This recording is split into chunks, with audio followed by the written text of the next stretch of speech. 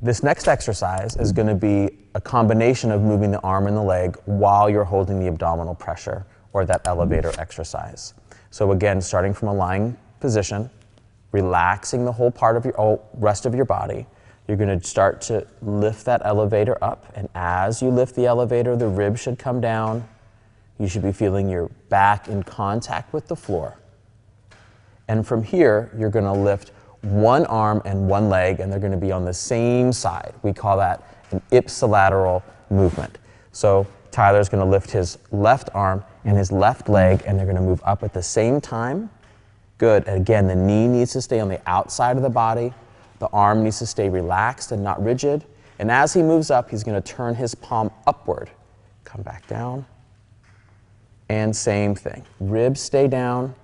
Remember, this is all about coordination. It's not about force. Turn the palm up. Good. And then come back down. And then one more time.